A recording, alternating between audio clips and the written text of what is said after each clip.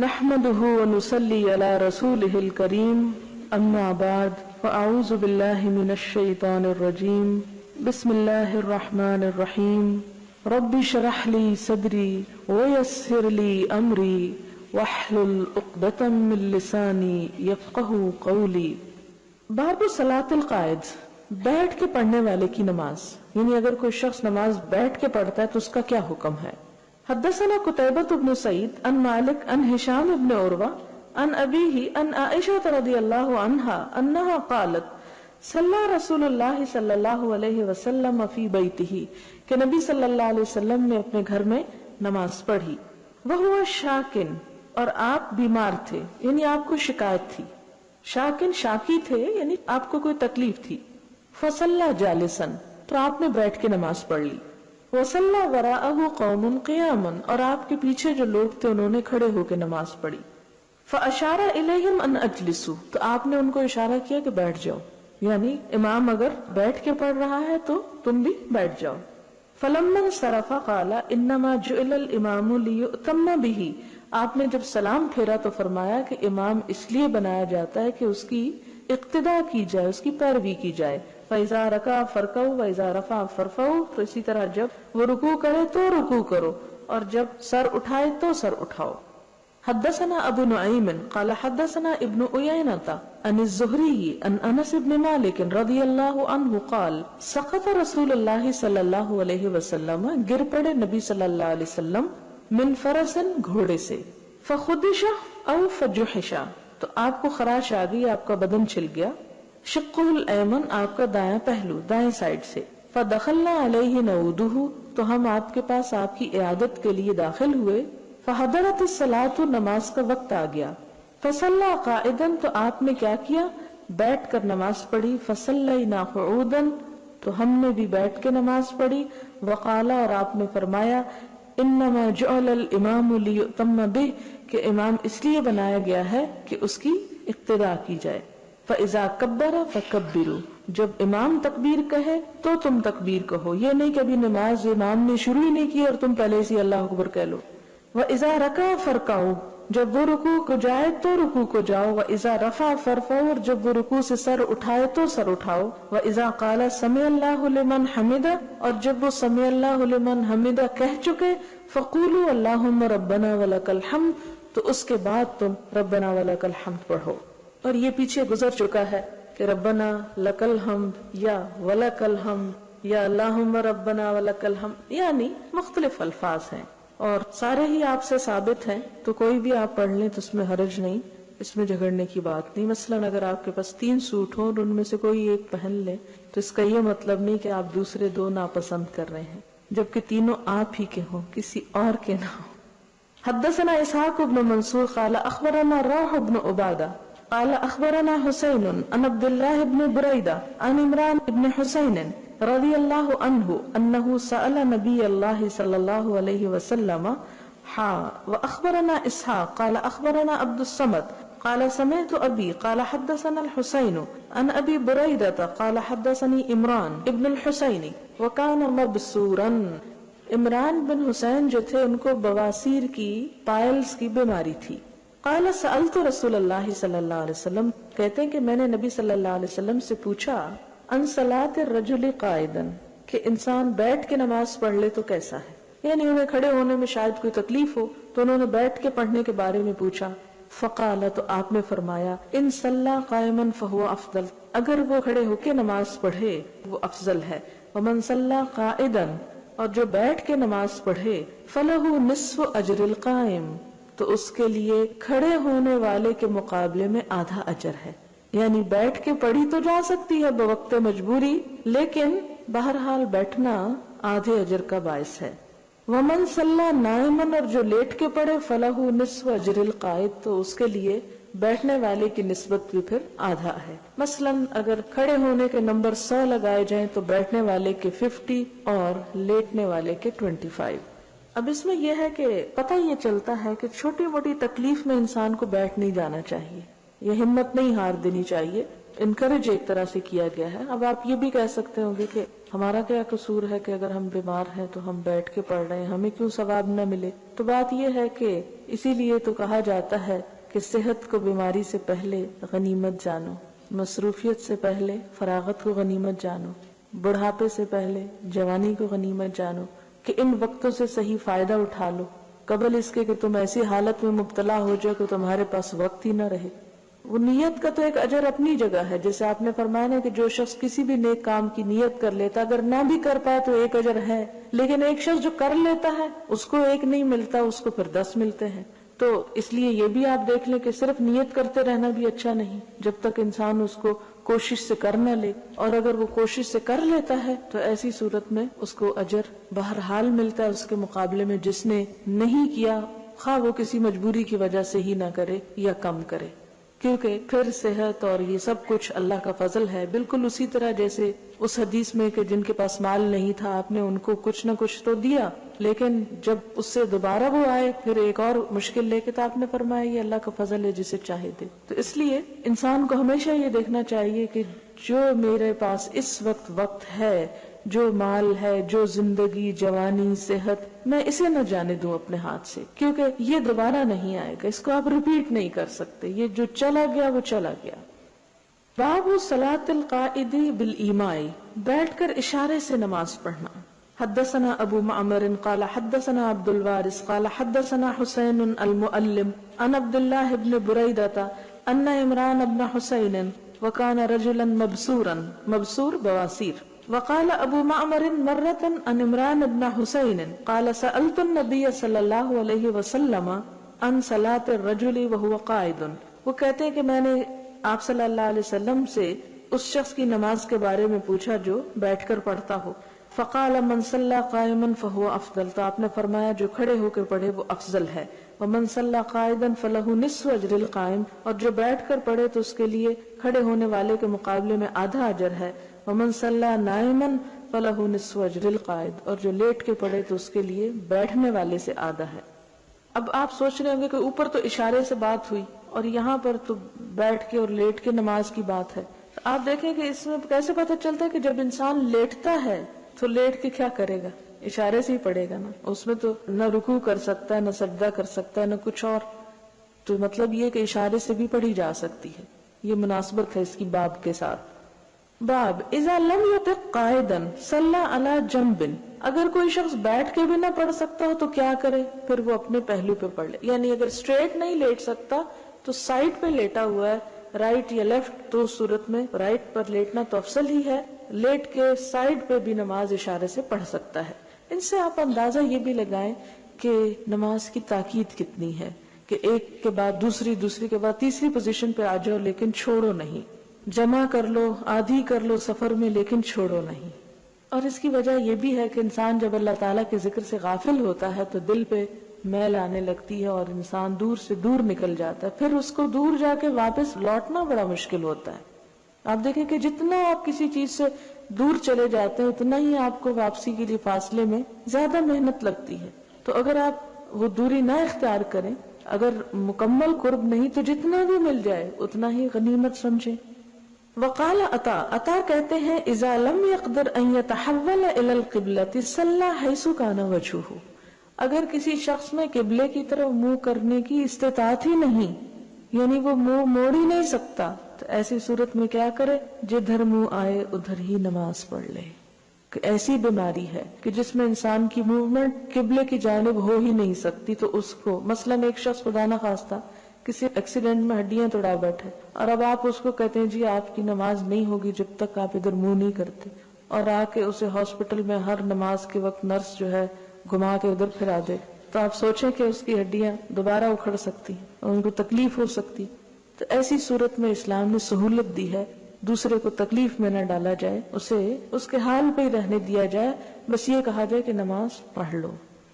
حدثنا عبدان عن عبد الله عن ابراہیم ابن التہمان قال حدثنا الحسین المکتب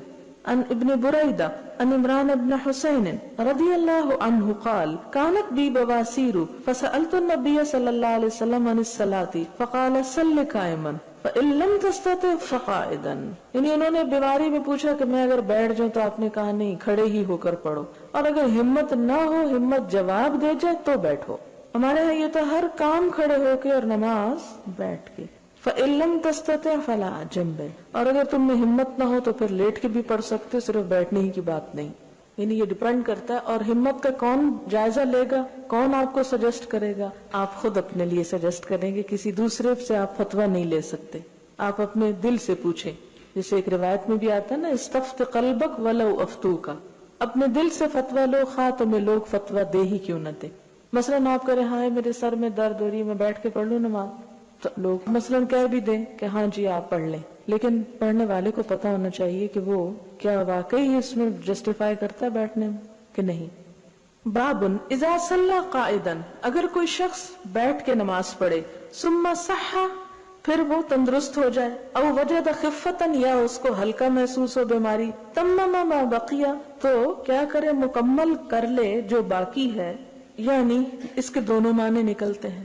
کہ بیٹھے ہی باقی پوری کر لے، کوئی نہیں اب بیٹھ گیا تو بیٹھ جائے، اور دوسرا معنی کیا ہے کہ اگر بیٹھ کے وہ سمجھتا ہے کہ نہیں اب اس میں ہمت آ گئی ہے کھڑے ہونے کی، تو وہ درمیان نماز میں بھی کھڑا ہو سکتا ہے۔ اس کی دلیل آگے آئے گی۔ وقال الحسن، حسن کہتے ہیں ان شاء المریض، اگر چاہے مریض، صلی رکعتین قائما،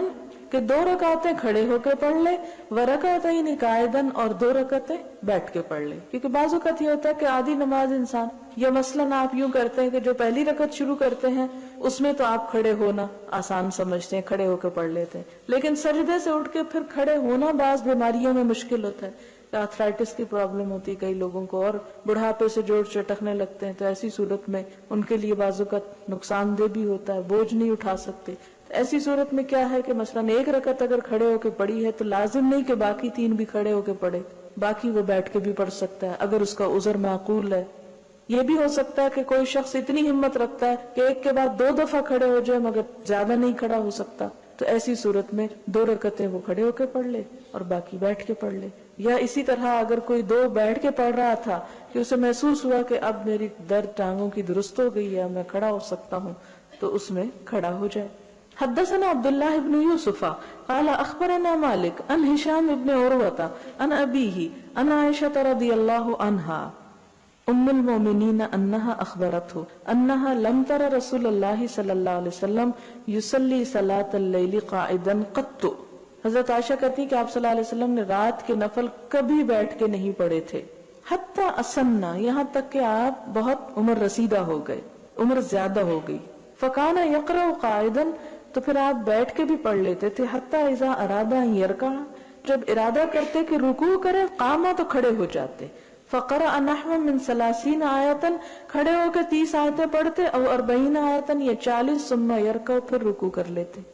اس سے ایک اور بات ہمیں پتہ چلی کہ ایک شخص مثال کے طور پر اس نے بیٹھ کے نماز شروع کی، مثلاً 2 رکعت پڑھی، آپ نے سلام پھیرا، اب ہمت نہیں ہو رہی کہ آپ اٹھیں ابھی، کیونکہ آپ پہلے ذرا لمبا قیام کر چکے ہیں، تو آپ اگلی نماز جو ہے وہ نفل بیٹھ کے نیت کر لیتے ہیں۔ اب آپ نے بیٹھ کے شروع کی، اب کیا ہو رہا ہے کہ آپ نے مثلاً 40 آیتیں پڑھ لی اور آپ سمجھتے کہ اب میں کھڑا ہو سکتا ہوں، آپ کھڑے ہو جائیں اور 40 جو ہے وہ کھڑے ہو کے پڑھ لیں اور پھر آپ رکوع کر لیں۔ یا اسی طرح یہ ہے کہ آپ نے دیکھا ہوگا جب فیصل مسجد میں ایک سپارہ پڑھا جاتا ہے 2 رکعتوں میں، تو بعض لوگ جن کو نماز کھڑے ہو کے پڑھنے کی عادت نہیں ہوتی یا جسم بھاری ہوتا ہے تو مسلسل اتنی دیر کھڑے نہیں ہو سکتے، تو ان کے لیے کیا سہولت ہے کہ کچھ اگر کھڑے ہو کے پڑھی ہے اور جب ٹانگیں جواب دینے لگے تو بیٹھ جائیں، اور پھر وہ دیکھیں کہ اب امام جو ہے رکوع کے قریب جانے والا ہے تو پھر دوبارہ کھڑے ہو جائیں اور تھوڑی سی نماز پھر کھڑے ہو کے پڑھ کے رکوع کر لیں، تو اس بات کی اجازت ہے، اس کی سہولت ہے۔ یعنی ہمیں کتنی سہولتیں مل گئی، اور یہ سارا باب تو ہے ہی سہولتوں کا، اور اس کا نام ہے ابواب تقصیر الصلاۃ، نماز میں کمی کرنا۔ حدثنا عبداللہ ابن یوسف قال اخبرنا مالک عن عبداللہ ابن یزید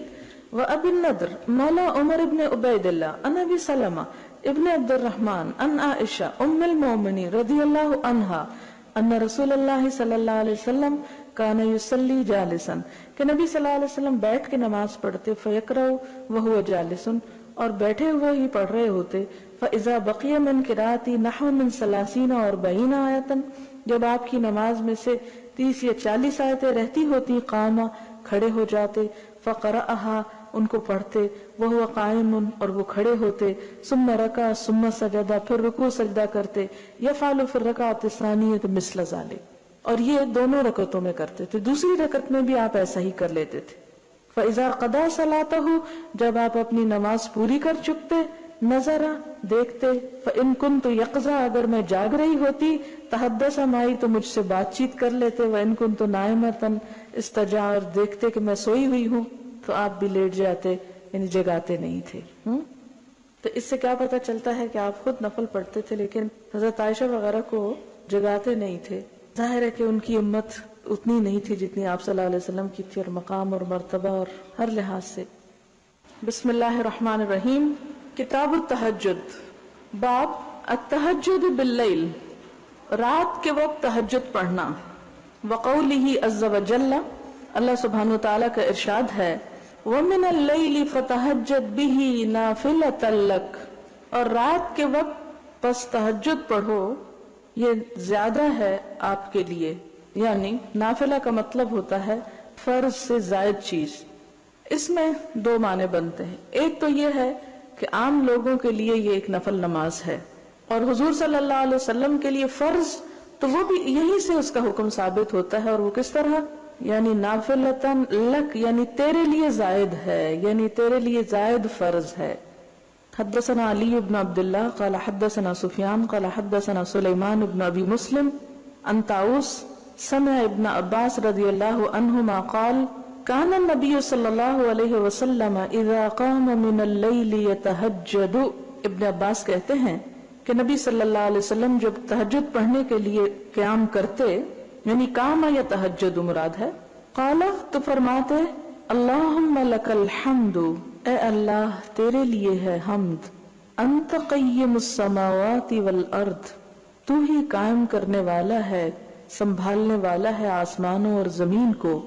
ومن فیہن اور جو ان کے اندر ہے، ولک الحمد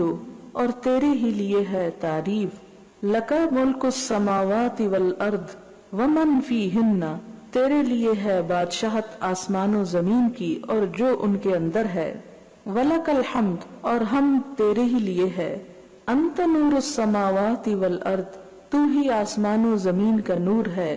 وَلَكَ الْحَمْدُ اور تیرے ہی لیے ہے حمد، أَنْتَ مَلِكُ السَّمَاوَاتِ وَالْأَرْضِ وَلَكَ الْحَمْدُ تو ہی ہے بادشاہ آسمان و زمین کا اور تیرے ہی لیے ہے حمد، أَنْتَ الْحَقُّ تو ہی حق ہے، وَوَعْدُكَ الْحَقُّ اور تیرا وعدہ سچا ہے، وَلِقَاؤُكَ حق اور تیری ملاقات برحق ہے، وَقَوْلُكَ حق اور تیری بات سچی ہے، وَالْجَنَّةُ حق اور جنت برحق ہے، وَالنَّارُ حق اور دوزخ برحق ہے یا آگ برحق ہے، وَالنَّبِيُّونَ حق اور انبیاء برحق ہیں، وَمُحَمَّدٌ صلی اللہ علیہ وسلم حق اور محمد صلی اللہ علیہ وسلم سچے نبی ہیں، والساعۃ حق اور قیامت بھی سچ ہے، اللہم لک اسلمت اے اللہ میں تیرے اوپر اسلام لایا یا تیرے لیے فرما بردار ہوا، وبک آمنت اور تجھ پر میں ایمان لایا، وعلیک توکلت تجھ پر میں نے توکل کیا، وإلیک انبت اور تیری ہی طرف میں نے رجوع کیا، وبک خاصمت اور تیری مدد سے میں نے جھگڑا کیا، وإلیک حاکمت اور تیری ہی طرف اپنا فیصلہ لاتا ہوں، فاغفر لی پس بخش دے مجھ کو، ما قدمت جو میں نے پہلے کیا، وما اخرت اور جو میں نے بعد میں کیا، وما اسررت اور جو میں نے چھپا کر کیا، وما اعلنت اور جو میں نے اعلانیہ کیا، انت المقدم تو ہی آگے بڑھانے والا ہے، وانت المؤخر اور تو ہی پیچھے کرنے والا ہے، لا الہ الا انت تیرے سوا کوئی الہ نہیں، او لا الہ غیرک یا تیرے سوا کوئی الہ نہیں۔ قال سفیان ابن عیینہ کہتے ہیں، وزاد عبد الکریم ابو امیہ ولا حول ولا قوة الا باللہ، اور ایک دوسری روایت میں اس دعا کے آخر میں ولا حول ولا قوة الا باللہ بھی آتا ہے۔ قال سفیان قال سليمان بن أبي مسلم سمعه من طاووس عن ابن عباس رضی اللہ عنہما عن النبی صلی اللہ علیہ وسلم. تو یہ تہجد کے موقع پہ پڑھی جانے والی دعا ہے جو آپ صلی اللہ علیہ وسلم نے پڑھی. اس میں اللہ تعالیٰ کی بہت خوبصورت انداز میں حمد و ثنا کی گئی ہے اور اسے ہم بھی پڑھ سکتے ہیں. یعنی یہ دعا صرف آپ کے لیے مخصوص نہیں، خصوصاً جب آپ لوگ رمضان کی راتوں میں صبح اٹھیں تو آپ اس وقت اگر کہیں لکھ کے رکھی ہوئی ہو تو اس کو پڑھ سکتے ہیں، کیونکہ وہ وقت ایسا خاص یکسوئی کا ہوتا ہے کہ جس میں اللہ تعالیٰ کی حمد و ثنا کا لطف ہی کچھ اور ہوتا ہے. باب فضل قیام اللیل، رات کے قیام کی فضیلت. حدثنا عبداللہ بن محمد قال حدثنا هشام قال اخبرنا معمر وحدثني محمود قال حدثنا عبد الرزاق قال اخبرنا معمر عن الزهري عن سالم عن ابيه قال كان الرجل في حياة النبي صلی اللہ علیہ وسلم، کہ نبی صلی اللہ علیہ وسلم کے زمانے میں جب کوئی شخص اذا رأى رؤيا کوئی خواب دیکھتا تھا، قصها بیان کرتا اس کو علی رسول اللہ صلی اللہ علیہ وسلم، آپ صلی اللہ علیہ وسلم کے سامنے. فتمنیت تو مجھے بھی تمنا ہوئی، مجھے خواہش ہوئی، ان ارى رؤيا کہ میں بھی کوئی خواب دیکھوں. فاقصها علی رسول اللہ صلی اللہ علیہ وسلم تو میں بھی اس کو آپ صلی اللہ علیہ وسلم کو سنا سکوں. وکنت غلاما شابا اور میں ایک نوجوان لڑکا تھا. وکنت انام فی المسجد اور میں مسجد میں ہی سو جایا کرتا تھا. علی عہد النبی صلی اللہ علیہ وسلم، آپ صلی اللہ علیہ وسلم کے زمانے میں. فرأیت فی النوم تو میں نے خواب میں دیکھا، نیند میں دیکھا، کأن ملکینی گویا کہ دو فرشتے ہیں، اخذانی دونوں نے پکڑ لیا مجھ کو، فذهبا بی الی النار وہ دونوں لے گئے مجھے آگ کی طرف. فاذا ہی مطویۃ تو میں دیکھتا ہوں کہ وہ لپٹی ہوئی ہے، قطعی البئر مانند کنویں کی بندش کے، یعنی ایک طرح سے بند ہے، کھلی ہوئی نہیں. واذا لہا قرنان اور اس آگ کے دو سینگ ہیں، یعنی شعلے ہوں گے بڑے بڑے. وَإِذَا فِيهَا أُنَاسٌ اور اس میں کچھ لوگ ہیں، قد عرفتہم میں ان کو پہچانتا ہوں. فَجَعَلْتُ أَقُول تو میں نے کہنا شروع کر دیا، یعنی وہ آگ اور اس پہ لوگ دیکھ کر، اعوذ باللہ من النار میں اللہ کی پناہ مانگتا ہوں آگ سے. قال وہ کہتے ہیں فَلَقِيَنَا مَلَكٌ آخر تو ملاقات کی ہم سے ایک دوسرے فرشتے نے. فقال لی تو وہ مجھ سے کہنے لگا، یعنی دو فرشتے تو لے گئے تھے آگ کی طرف، اب یہ تیسرا ہے جو کہتا ہے ان کو، لم ترا ڈر نہیں، یعنی مت ڈرو. را کہتے ہیں نا ڈر کو، حضرت ابراہیم علیہ السلام کے بارے میں قرآن پاک میں آتا ہے. فقصصتها تو میں نے اس کو بیان کیا، علی حفصۃ حفصہ پر جو ان کی بہن تھی، حضرت عمر کی بیٹی، یہ عبداللہ بن عمر حضرت عمر ہی کے بیٹے ہیں. فقصتها حفصۃ علی رسول اللہ صلی اللہ علیہ وسلم تو حضرت حفصہ نے اس خواب کو حضور صلی اللہ علیہ وسلم کے سامنے بیان کیا. فقال تو انہوں نے کہا، نعم الرجل عبداللہ عبداللہ کتنے اچھے انسان ہیں، لو کان یصلی من اللیل اگر وہ رات کو نماز پڑھتے ہوں. یعنی آپ نے اس کی تعبیر کیا بیان کی کہ عبداللہ ویسے تو بہت نیک انسان ہے لیکن رات کو تہجد پڑھا کریں. فکان بعد لا ینام من اللیل الا قلیلا تو اس کے بعد وہ رات کو بہت کم سویا کرتے تھے. اور یہ کس عمر میں ان کو تلقین کی جا رہی ہے؟ جبکہ وہ ایک نوجوان انسان تھے. ہمارے ہاں تہجد کی عمر کیا ہے جو شاید مل بھی نہ سکے. باب طول السجود فی قیام اللیل، قیام اللیل میں سجدوں کا لمبا کرنا. حدثنا ابو الیمانی قال اخبرنا شعیب عن الزہری قال اخبرنی عروۃ ان عائشہ رضی اللہ عنہا اخبرته ان رسول اللہ صلی اللہ علیہ وسلم کان یصلی 11 رکعتا کہ نبی صلی اللہ علیہ وسلم 11 رکعتیں نماز پڑھا کرتے تھے. کانت تلک صلاتہ یہی تھی آپ کی نماز. یسجد السجدتا آپ سجدہ کرتے، من ذالک اس میں، کتنا لمبا، قدر ما یقرأ احدکم 50 آیتا اس کا اندازہ اتنا تھا جیسے تم میں سے کوئی 50 آیتیں پڑھ لے، یعنی اتنا لمبا سجدہ ہوتا آپ کا رات کی نماز میں. قبل ان یرفع رأسہ، اس سے پہلے کہ آپ اپنا سر اٹھاتے، ویرکع رکعتین، اور 2 رکعتیں پڑھتے قبل صلاۃ الفجر، نماز فجر سے پہلے، ثم یضطجع علی شقہ الایمن، پھر آپ اپنی دائیں جانب یا دائیں پہلو پر لیٹ جاتے، حتی یأتیہ المنادی للصلاۃ، یہاں تک کہ مؤذن نماز کے لیے آپ کو بلانے آتا. یعنی ایک تو وہ اذان دے چکتا اور اذان دے کے پھر آپ کے گھر پہ وہ آتے اور آپ کو اطلاع الگ دی جاتی تھی. باب ترک القیام للمریض، مریض کے لیے قیام کو چھوڑ دینا. اگر کوئی بیمار ہے اور پھر بھی نفل پڑھنا چاہتا ہے تو بیٹھ کے پڑھ سکتا ہے. یعنی بجائے اس کے کہ وہ نفل ہی چھوڑ دے تو وہ بیٹھ کے پڑھ لے. کھڑے ہو کے پڑھنا افضل ہے، بیٹھ کے پڑھنا آدھا ثواب ہے، لیکن چھوڑ دینے کا کوئی ثواب نہیں. حدثنا ابو نعیم قال حدثنا سفیان عن الاسود قال سمعت جندبا یقول، حضرت جندب کہتے ہیں اشتکى النبی صلی اللہ علیہ وسلم، بیمار ہو گئے آپ صلی اللہ علیہ وسلم، فلم یقم لیلتا او لیلتین، تو 1 یا 2 راتوں کے لیے آپ نے قیام نہ کیا، یعنی تہجد کے لیے نہیں اٹھے. حدثنا محمد بن کثیر قال اخبرنا سفیان عن الاسود بن قیس عن جندب بن عبد الله رضی اللہ عنہ قال احتبس جبریل صلی اللہ علیہ وسلم عن النبی صلی اللہ علیہ وسلم، رک گئے. احتبس یعنی آنا چھوڑ دیا جبریل علیہ السلام نے آپ صلی اللہ علیہ وسلم کے پاس. فقالت امرأۃ من قریش، تو قریش کی ایک خاتون کہنے لگی ابطأ علیہ شیطانہ، کہتے ہیں کہ یہ ابو لہب کی بیوی تھی، کہنے لگی کہ ابطأ علیہ،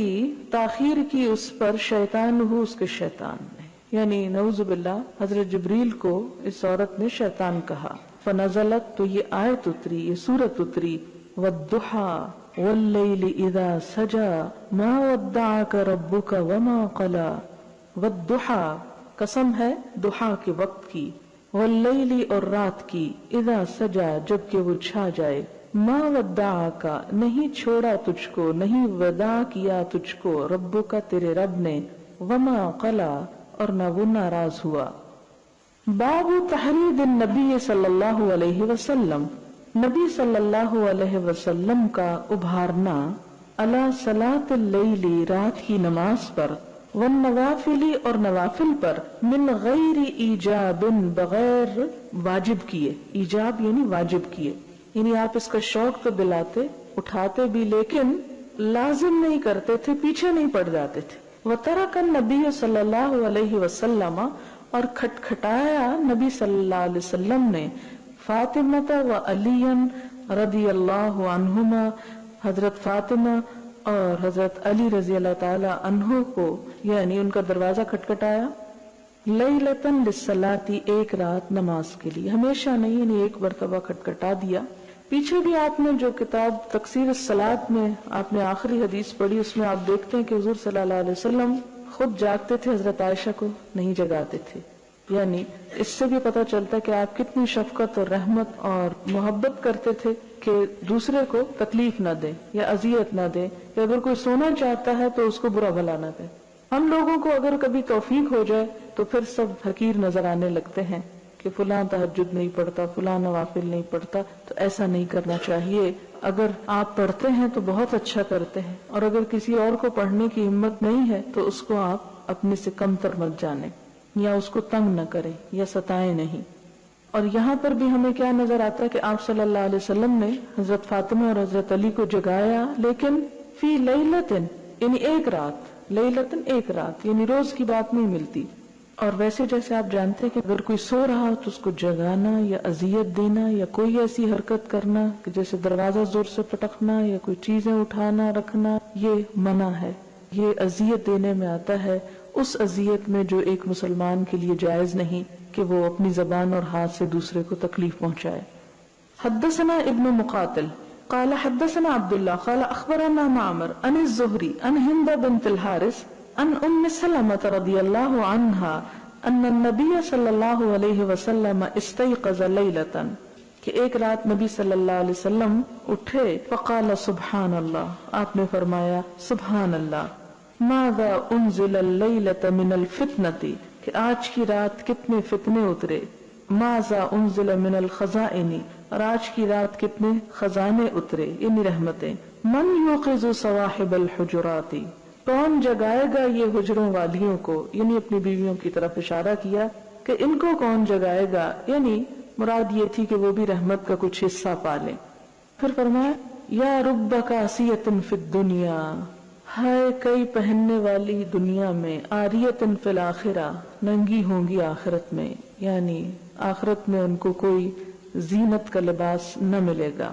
یہ اصل میں ترغیب دلانے کا ایک طریقہ تھا، ایک احساس دلانے کا کہ آخرت کے لیے دنیا کے لباس نہیں چلیں گے، خواہ وہ کتنے ہی قیمتی اور کتنے ہی خوبصورت کیوں نہ ہو. وہاں کے لیے اس لباس کی ضرورت ہے جس کے لیے کبھی کبھار رات کو بھی اٹھنے کی توجہ کرنی چاہیے.